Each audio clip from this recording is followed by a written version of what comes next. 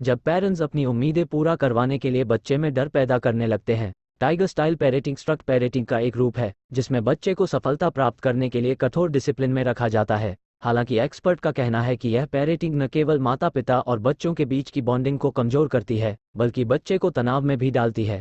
Tiger parenting में parents बच्चे को कड़े अनुशासन में रखते हैं, उनके लिए लक्ष्य निर्धारित किए जाते हैं और उम्मीद की जाती है कि वे उन लक्ष्यों पर खरे उतरें। पेरेंटिंग में इस शब्द को पहली बार लेखक और कानून प्रोफेसर एमी चुआ ने अपनी पुस्तक battle hymn of the tiger mom में पेश किया था। यह उपन्यास उनकी सख्त परवरिश को दर्शाता है जो बाघ पालन पोषण की रणनीतियों पर आधारित थी। सही है या गलत?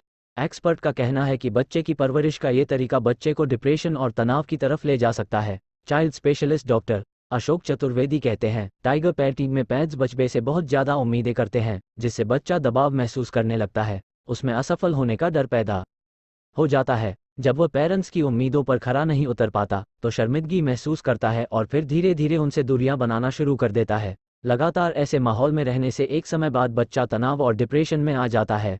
एमिटी स्कूल में काउंसलर नीतू शर्मा कहती हैं, मेरे पास कई एज ग्रुप के बच्चे काउंसलिंग के लिए भेजे जाते हैं। बातचीत करने पर पता चलता है कि उनके पेरेंट्स उनको दोस्तों के साथ ज़्यादा समय बिताने की इजाज़त नहीं देते, उनसे चाहते हैं कि वो सभी परीक्षाओं में फर्स्ट आए। असफल होने पर सज़ा भी देते हैं। बच्चा क्लास की कोई उपलब्धि बताता है तो विश्वास नहीं करते, उनका फोकस केवल ये होता है कि आपको बस पढ़ाई करनी है। दरअसल टाइगर पेरेंटिंग के रूल्स बच्चों की क्रिएटिविटी और विकास में बाधा डालते हैं।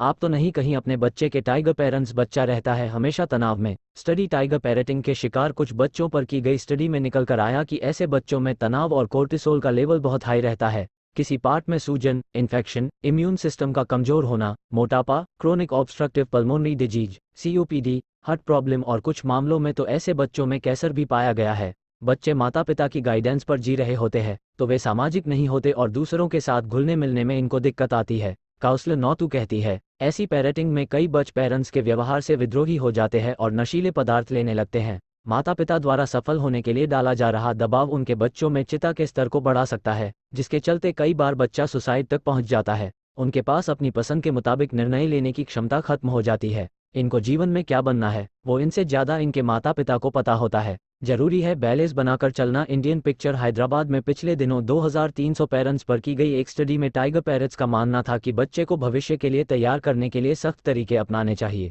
हाउसवाइफ सुधा कहती है कि बच्चे को पेरेंट्स गाइड नहीं करेंगे तो वो कहाँ से सीखे कि उसे आगे क्या करना और वहाँ तक कैसे पहुँचना है। काउंसलर नीत कहती है कि घर में डिसिप्लिन होना जरूरी है, इससे बच्चे को सही और गलत के बीच फर्क समझ आता है।